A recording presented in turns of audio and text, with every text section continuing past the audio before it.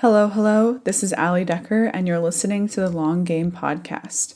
Today, I'm chatting with a longtime Twitter friend of mine, Juliana Casale, or according to Twitter, at Attack of the Text. Expanding from an English degree and an unpaid gig as a beer journalist, Juliana's passion for writing led to a 10-plus year career at small and mid-sized B2B SaaS startups. Her first love is content marketing, and her Swiss Army knife of skills include CRO, email sequences, social media, community, partnerships, virtual events, and video production. Yes, she has done it all. Today, she works at Wave, an all-in-one money management platform for small businesses. As the content strategist, she owns all the words on the Wave website, email, video, and written resources.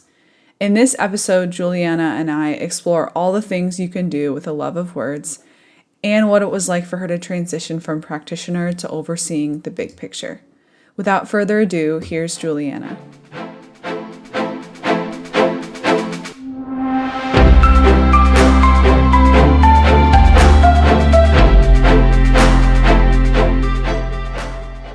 Thank you for joining me today, Juliana. I'm excited to jump into some questions about your content marketing career and your journey and all of that stuff. So I typically like to open with the same question for everyone because the answers are always so different. It's really not that crazy of a question, but what does your journey into content marketing look like? Oh man. So I am sort of an old school English major, liberal arts type. I loved studying books and doing a lot of essays in college. And, I was just a word geek. I was one of those kids who went to the library and took out the max amount of books and read under the cover. So I accidentally stumbled into content marketing because I was super into the written word, but I didn't study it. It wasn't around when I was trying to figure out what my career was as a 20-something. But it, fortunately for me, became a career path that opened up. And so because I had already invested in being a really great editor and a proofreader, and I really loved, writing casually, it just became an opening that I could pursue. And so I stumbled my way across it. And then as soon as I realized I could continue my career specializing in that, I took it. So what was your first gig as like a writer or a content marketer? So I had an unpaid gig as a beer journalist, which was really awesome. I was in a position where I wasn't really writing for work, but I wanted to do that for fun. And so this was the website was called AmericanCraftBeer.com, and they were trying to build up their local presence in major cities. And they happened to need a Boston correspondent when I was living there. And so I volunteered for the gig. And while it wasn't paid in money, it was paid in passes. So like media passes to beer festivals. I got to fly to Denver to go to the Great American Beer Festival there. I got to cover Bonnaroo as the beer correspondent. So 3 years running. So that was well worth it. Yeah, that was really awesome. And so I got to interview really amazing brewers and, talk about different trends in the industry. I didn't really know very much about beer. So I got to ask the stupid questions and, get the answers that most people would want. So I think coming at it from a novice perspective was really helpful to our readers. And, I just had the enthusiasm of, again, a 20-something. So I could stay out late at industry events. I didn't have to report to anyone. I didn't have kids at the time. So, it was really fun point in my life. Yeah. And then I did have another paid side gig where there's this app called Scout Mob, and it was trying to be a Groupon. And so basically they would send me to restaurants and I'd get to take photographs of the food, interview the business owner, and then do a little pithy write-up about why you should go check it out and use the deal on the Scout Mob app. So that was really also very fun. So it sounds like you went English journalism a bit and then into content marketing. Would you say that's correct? I mean, I wasn't a journalism major, which is interesting, but I became a beer journalist because it was writing, it was words. Yeah. And I think if you love words, you can do a lot of different types of writing. And so that was, I feel like now in my career, I've been very in the B2B SaaS pigeonhole, but I do have the capability of doing different styles of writing. So I think that just showed my range and made it easier for me to be hired for different things. Cause I could say, oh, you need a sample of this, like, check it out. This is short copy, or this is a long essay, or this is, an article. That's awesome. Yeah. So after Scout Mob, where did you go? So Scout Mob was a side gig. So these were just side hustles. So I started out my path really boring. It was like these entry-level positions where I was an editor / proofreader at a pharmaceutical journal, of all things, like a print publication. Wow. And then I was working at this kind of big corporation in tech called Tech Target, and they did a lot of virtual events. And so I was kind of doing grunt work on email copy there. So I started doing a little bit, I guess it could be considered content marketing, but it really wasn't. It was like a very laser focused, very repetitive manual kind of thing. It wasn't like we were doing audience research, or, there wasn't very much to it. I'd say my big break in content was I started a position at Skyward, which is a content marketing platform. Gotcha. And even though my job wasn't really content marketing, I learned the ropes of how to be a content marketer through learning what the platform did and why it existed and what the strategy was that we were recommending that brands use. And so I sort of absorbed that. And then from then on, all my positions were related to content marketing, but I sort of got in sideways. I feel like there's no straight way. I started mine in freelance writing because I liked writing. Yeah. I didn't even care what I wrote about. I obviously have niche things now, but mine was the same motivator. I just wanted to write. And I'm still happy today as long as I'm working with words. So I kind of envy the English major. I wish I had done that. What was your background? I actually was an econ major for most of my college career. And then I switched to marketing at the end because I realized like, I love economics, don't want to be an analyst for the rest of my life. Like I didn't like it that much. And on the side, I had been writing like short stories and I wrote for our like college paper, and it just never seemed to connect with like, I have very pragmatic parents. So they were like, English, like as long as you want to go into education, that would be good. But as a marketing major, I didn't get to do as much writing. And I wish I had, the excuse to write as much in college. Like I feel like the English majors, you all have a lot of written projects, and that sounded really fun to me. Well, what happened for a reason, but I understand what you mean about just loving words. I think that's a lot of people's motivation.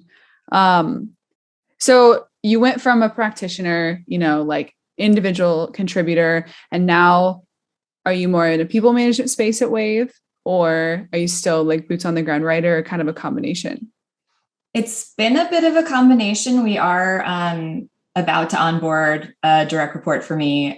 So cool. I've been at Wave for 6 months, and so far I've been very focused on our website content, just because the website before I joined hadn't been touched in at least a couple of years, which is a little terrifying when you think about how you change your branding over time, or you have new products or features you want to talk about. Like there's a lot that's evolved and the website hasn't caught up to that. And so I think everyone's been very aware that every day that passes that we don't update the website, is a missed opportunity. And so I've been really focused on conversion rate optimization projects where I'm A/B testing different headlines and, swapping in different types of content. Fun. Yeah. So we're about to actually test an explainer video, which I'm really excited about because it hasn't been done as far as I'm aware. So I will have a content specialist under me who will be doing most of the copywriting lift. In lieu of having that person right now, I've been doing a lot of the email sequence projects that have landed in my lap, which is honestly very enjoyable. I find it relaxing. I told my boss that, and she's like, bless you. So your domain is like anything written then? Yes. So website, email, like helping with assessing, does this help center article make sense? I'm working on a chatbot script. Oh my gosh, that sounds so fun. Yeah. Explainer video, storyboards, just, anything to do with content. We actually have this, it's like a pillar page called the Freelance Hub, and we rolled it out in April, and just figuring out, does this need to be optimized? If it's popular, is it converting in terms of email signups or, product signups, things like that. I'm also mindful of like, how do we make this the best hub of information possible for freelancers that need to know more about how to run their business? So that's also my realm. We do have a YouTube channel that also hasn't seen very much love before I joined. And so I think that'll probably be a next year project. But everything's fair game, essentially. So how do you prioritize all of that stuff? Yeah. I think the framework of is it on fire is a good one. So yeah, like if the website has not been updated in 2 years, that obviously demands more time and attention just because that's our business card online. And, that's the way people understand what we do and who we're for and what the values are that we provide. And so that's a pretty obvious one.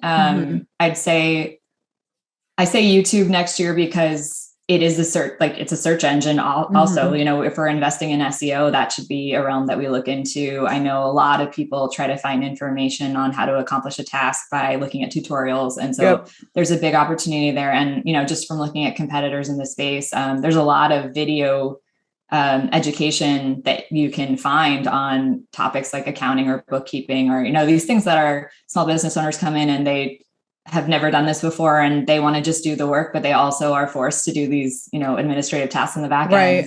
Yeah. Which I'm sure you're familiar with if you've been freelance writing. Yeah, no, I know the balance of working on your business and working in your business. Exactly. I faced that really early on. I was actually a Wave customer for a while when I was full-time freelance, but that was like 4 or 5 years ago. A lifetime ago. So I'm going to rewind a little bit, and I was doing some research on you, and I know you were at CrazyEgg before Wave, correct? And I was reading that you had actually pitched your job at CrazyEgg, right? Yes. How did you do that? Like, how did you know that's where you wanted to work? Where did you see like the gap that you could fill? What was that process like? Yeah, that was a really interesting situation. So I had a friend, Devin Bramhall, who had worked with the general manager at CrazyEgg who was hiring. And she tagged me on a LinkedIn post that he had written where he said, I have a job opening. I'm not going to give the job description. I'm instead going to ask people what their dream job is. And if I can make it happen with this role, we'll work together to decide what the job description is. And so I ended up pitching him, but I didn't pitch him on what I wanted. I pitched him on what I didn't want. So I just said, here's all my baggage from other marketing positions where, I know I don't want this, this, this, and this. And he said, okay, let's chat further. And then we developed what I actually wanted to do. And then we turned it into a job. So that was really cool. Well, I feel like that's interesting that you led with what you didn't want. Because I'm sure right out the gate, he was able to know like, all right, I'm not going to give this to her, or this is not how we're going to build and structure the role. So how did you lead with like, I love words, or what was that like?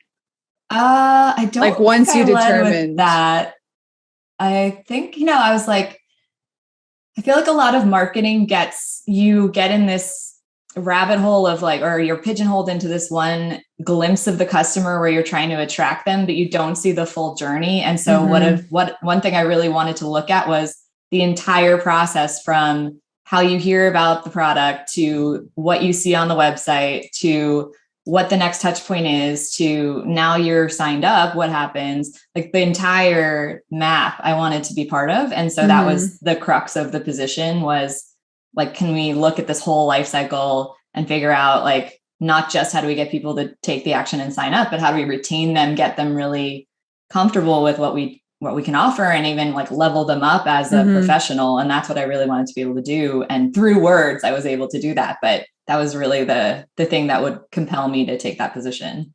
Yeah. So how did you end up living in content? Obviously you do more than content, even in your role at Wave, but it seems like most people's like behind the scenes job description of their content role is mostly like SEO or writing. And it seems like you get to play in a lot of different spaces. How did you make sure that would happen or communicate that? Yeah. So it's really, it's been an interesting path where as I've gone from job to job, it's first you're the individual contributor, then you're the manager, then you're director. And I found myself being pushed that way. And I didn't really want to do that at the end of the day. It's it's a different skill set. Honestly, it's completely different being, the person just doing the stuff to then guiding other people to do the stuff. And, there were some days where I was just like, I just want to do the work again. Right. And so when I got to Wave and we were discussing what I wanted out of the role, one thing was like, I can direct people and it's probably good to have one person where we're partnered very closely on what should be done versus, what's being written. And so I decided, why don't we do the content strategist role? So I have, the overview of everything that's going on in the company and what needs to be done and what the priorities are. But I can also give very tactical feedback on the content that's being produced, and I can do more of the art direction. And so I'm still very involved. And, if I'm needed for copy, I can still swap in the way I've been doing for the past month or so. But it's a nice balance of being more high level, being like the director, but also, it's a small enough squad of 2 people that I'll be, boots on the ground still, which is nice. Yeah. Same with the very first question I opened with, which everyone has different answers. I always like to ask folks too. I think that having a career in content, mostly when you start as a writer, whether you're a journalist or a copywriter or, like us, just liking words, there's a point in your career where you go from pen to paper, and then you switch to mostly people, strategy, big picture stuff, lots of P words apparently. And I'm, I know you're just bringing on one person, but that switch for you, it sounds like you didn't want it to be all on one side or the other. Like you really wanted to maintain that middle ground. Outside of like communicating that to your superiors and your hiring managers, like what else have you done to like make sure that it stays that way? I will say that, so before Wave, I was actually freelance writing, doing content marketing. So that was also Wave declaring like, I'm only going to do the work that I want to do, which was, I'd never done it before. I'd never had to find my own work or define what I was offering or again, manage a business. So I think having come from that background of I'm picking and choosing what projects I want to do, and it's all things that I'm doing myself and executing from start to finish, that kind of showed Wave that was my focus. So I think kind of leading by example has been helpful. And just having the range of projects that I can show, that I can do more than just strategy or just writing like I am. The multifaceted marketer. So I think when you show people all the possibilities, they're more excited for you to stretch the boundaries and either do more of what you can show you've done before or try new things, because I've definitely taken on stuff I've never done before and had to figure it out along the way. It's so fun. So would you say like it's easier to keep that balance at a smaller company? Smaller company, you're definitely doing more than one type of marketing. What excited me about this role is that there's enough specialization that I feel like I'm not having to do too many things outside what I want to focus on. So for example, we have an SEO specialist, so I don't have to do the keyword research. Like we're going to partner on that with whatever strategy we come up with for the next quarter. So, she'll be running like the content audit or competitor analysis or things like that, and kind of feeding that insight to me, which is great. And then I can kind of take that and synthesize it into, okay, how do we actually produce articles or videos or things like that? We have a data analyst, so I don't have to really worry about setting things up on the back end, or, like we have an email specialist. I don't have to worry about HubSpot. There's a lot of stuff where I'm freed to really hone in on what my role is supposed to be, instead of, all these other outside tasks that could creep up and take a lot of my attention away. And like I said, with stuff on fire, you want to be able to focus on those things and get them down to smoldering as soon as possible. Yeah. It's like finding the balance where you can stay in your like lane or like set of lanes, but it's not so focused that you can't play an email or a chatbot script. Like that sounds like a really fun thing. So you're not only doing like one specific task, but you still don't have to be like a catch-all as like a marketer. Yeah. Cause you see these job descriptions out there where it's like you're 5 people doing, and it's just so much to try to get good at any one thing when that's your day to day. I can imagine that'd be frustrating if you did it for too long. So and I know there's a lot of burnout in marketing because, that's the state of it. But I think having been at, smaller startups and then mid-sized startups, and this is a 300-person company, I do have the luxury now of having a marketing department where we're still pretty lean, but we do have dedicated resources that, they all help build this engine, and, not any one person is taking on things way outside the realm. That sounds like the dream. Yeah. So what's one job experience, and this could be a project, a role, anything that you never hope to repeat? Oh boy. Never hope to repeat. Or hope never to repeat. I guess you could say either way. I feel like everything that's been super stressful has in the end done well. So it's like things where I've had just anxiety or, sleepless nights over, it ultimately worked out where I was really proud of the results. So I wouldn't wish that I hadn't done it, because it's really for a reason. Good. Yeah. It's really good experience. And I know better next time. I think, I don't know. I don't think anything was a nightmare. I will say migrating from one software platform to another is something no one really enjoys that I wouldn't want to do again. I think I've been there too. Yeah. It's like when you go from one CMS to another, or, we might be actually doing that soon, or like email providers, things like that. That is no fun. And you don't really see the results in any tangible way. It's just things are easier to do down the line. So I wouldn't repeat that again eagerly. Right. Or like the person who comes in next will reap the benefit, but like you have to deal with all this stuff. Yeah. It's like when you date someone who's really terrible and then they get married and seem really happy, and you're like, I did that. Okay, you're welcome. You should send me a present. I coached you. Oh my gosh. Yep. I've 100% been there. Yeah. So I know how that is as a girl. So I'll flip that on the head and say, like, what are your top 2 favorite projects in your career? So it can be like publication, even like a specific article or a whole job, like however you want to define that.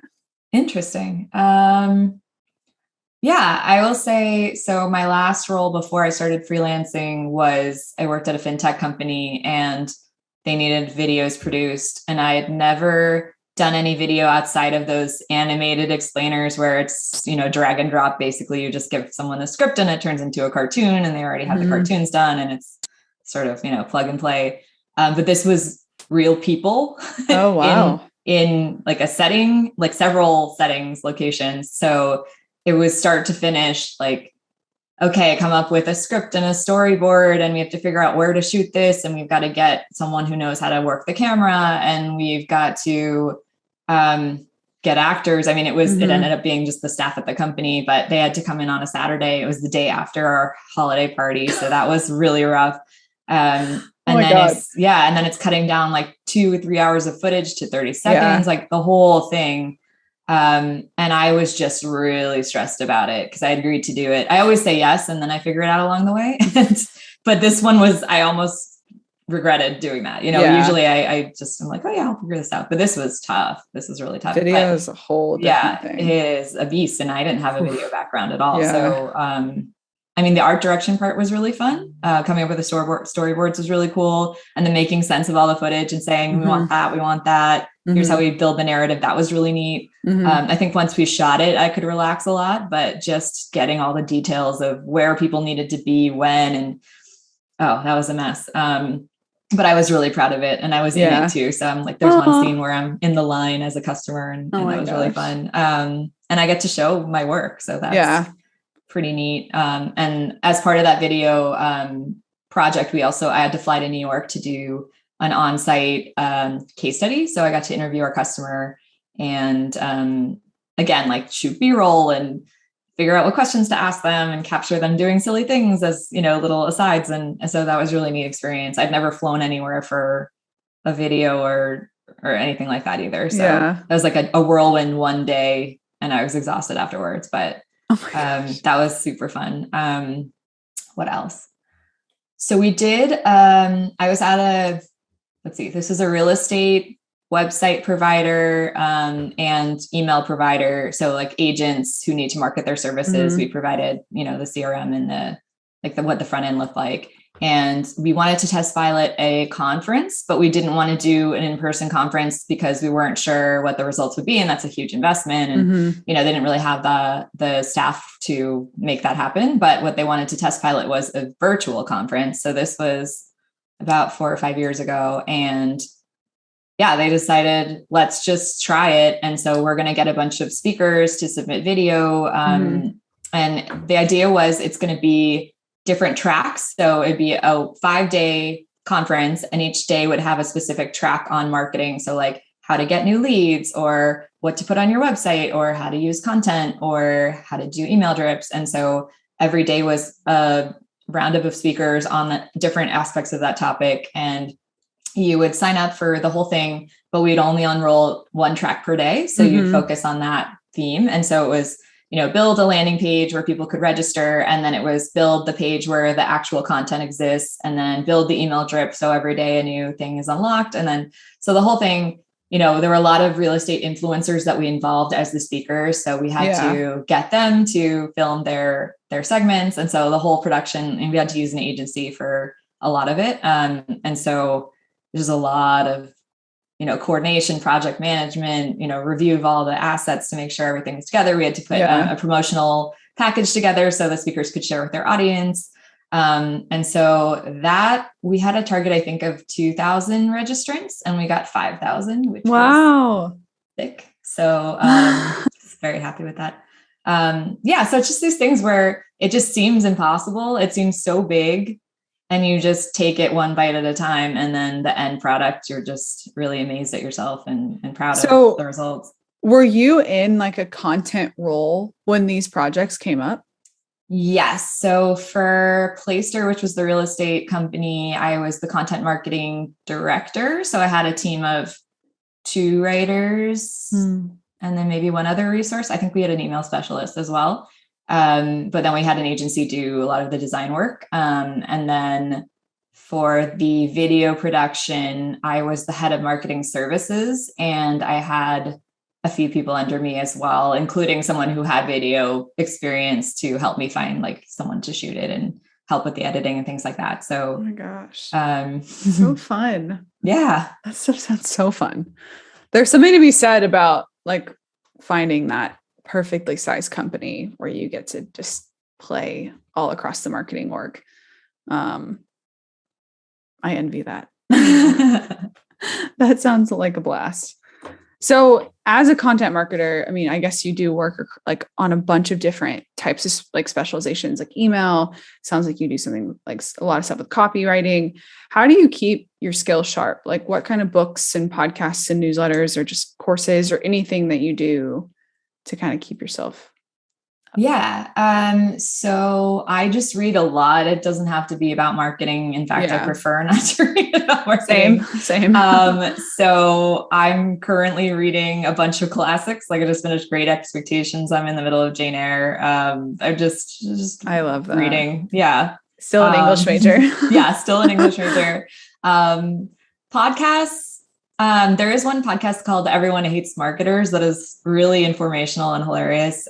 So I really like listening to that occasionally. Like it's not my downtime listen. Again, I like to listen to like Conan O'Brien's podcast if I want to be entertained while I'm taking a walk or something.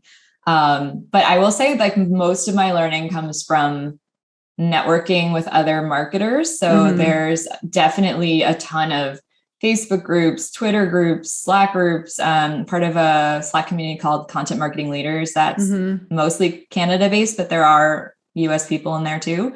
And it's just amazing for resource sharing, asking questions, sharing wins, things you're proud of, job opportunities. Like it's just so active and engaged and friendly, and there's no stupid question. And odds are that people have asked the same thing you're asking. And so you can always search it for answers to things, which is really nice. I find marketing Twitter is super friendly too. If you ever have anything you need, you just put the APB out there and people will respond or share it. And then I know there's like Twitter chats too that you can be part of. I'm subscribed to a fair amount of emails. Sometimes I read them, sometimes I don't, but there's always people that are sharing their expertise there. And then let's see, classes. So I'd actually enrolled in a CXL class. It's like a conversion marketing thing. I haven't had a chance to start it, honestly, but it's on my to-do list. I think it's one of those things like they give you all the curriculum and you can kind of chip away at it over time. And I've been meaning to put some time on my calendar for Fridays to give it attention. I haven't yet, but yeah, I know how that goes. It's kind of refreshing that you don't listen to a lot of those podcasts because I don't either. I mean, ironically, we're on one now. And I like listening to our own podcast. Everyone knows those are garbage now. No, I mean, selfishly too, I love these because I get to chat with people and like really meet people, I guess, as much in person as we can these days. But I just don't connect with like the long form generic like interview ones. That's why we try to take these on as like coffee chats or those post conference, let's get a drink and just shit all over marketing Twitter chats. Those contrarian opinion conversations. But I actually prefer like reading fiction and just other types of, I feel like any kind of reading makes you a better writer. But I always like to ask that question because sometimes people will like have really unique things that they do. I've heard good things about the CXL courses too. One of my business partners for Omniscient used to be at CXL and he's a big fan of their courses. Nice. Are you taking that one right now because of the explainer video testing and all of that stuff you're working on?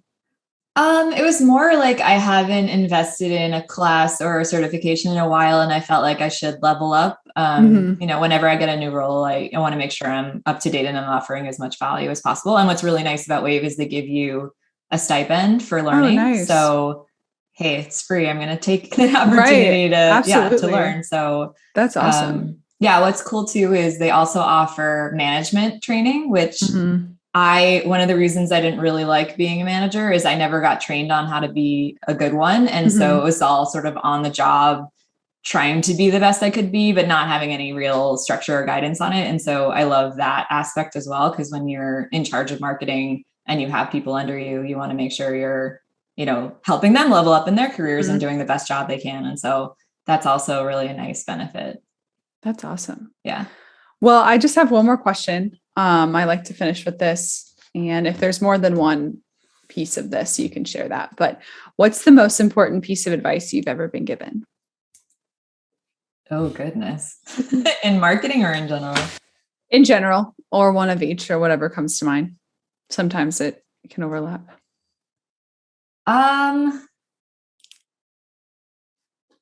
say it and then I'll say it's really hard to follow, which is don't tie your worth to your work, which I've struggled with that. It's absolutely excellent advice. Like your job and what you do for money isn't who you are as a person, but it's the majority of the time you spend on this planet. So it's really hard to disconnect those two things. But I've been through 3 layoffs and it's a hard lesson to learn that you are, if you have a company that you report to, you, at the end of the day, they're going to do what's in their best interest and you have to do what's in your own best interest. And, being your own boss is a whole other challenge, but like you own your worth and you can absolutely forge your own path if you have to. And so like having that confidence in yourself and your abilities and just knowing that you're good at what you do and just kind of owning that is so important for being confident. And I think it's going to trickle down to things like, job negotiation, like when you're trying to figure out what your salary is, even like if you have that confidence in yourself, you're going to advocate for being paid what you're worth. Or if you're doing freelance work, same thing. I think it's really easy to lowball yourself and that's just going to hurt you in the long term. So I think just like recognizing like what's the worst case scenario, and then saying, you can recover from that and build your own path if you need to. So, but it's tough. I mean, a lot of people are tied to their careers and their professions. And I think honestly, having a baby has helped me realize that I'm more than just, a marketing person. So yeah. That's, I think the biggest downside of doing what you love for work. Yeah. It's kind of a two-sided coin, but I also think there's something to be said about being so digital and like always on. Like my fiance is a teacher and he loves his job, but he's able to kind of separate it, like leave his work at work or school. Whereas, our jobs are harder to just let go of at home. So that's such a good piece of especially if you do network and you are part of these communities that are like always in your phone and, there's no separation between my friends on Twitter and my marketing peeps on Twitter. And so my feed is just a mishmash of personal information or updates, but then it's also, check out this webinar or, this is trending. And so, yeah, it's true. It's really hard to parse that out mentally. Yeah, absolutely. Well, thank you for joining me today. Before we sign off, I'd love to ask if there's any info you'd like to share with people who want to follow up with you or learn more about what you do or what Wave does. Yeah. So I'm fairly active on Twitter. My handle is @attackofthetext. I don't know. I think it was hard to come up with a handle when I signed up. So I just sort of started putting random words in there. And then I'm on LinkedIn. I will probably not approve you as a connection if you don't leave a note, because people just try to sell me too often. Absolutely. So just drop me a note and say you heard this podcast and we can be friends. And then Wave is waveapps.com if you want to check out what we do for free, free tools for small business owners. Otherwise, yeah, I don't have anything to sell you on. No, I appreciate it. Well, thank you for joining me today. Yeah.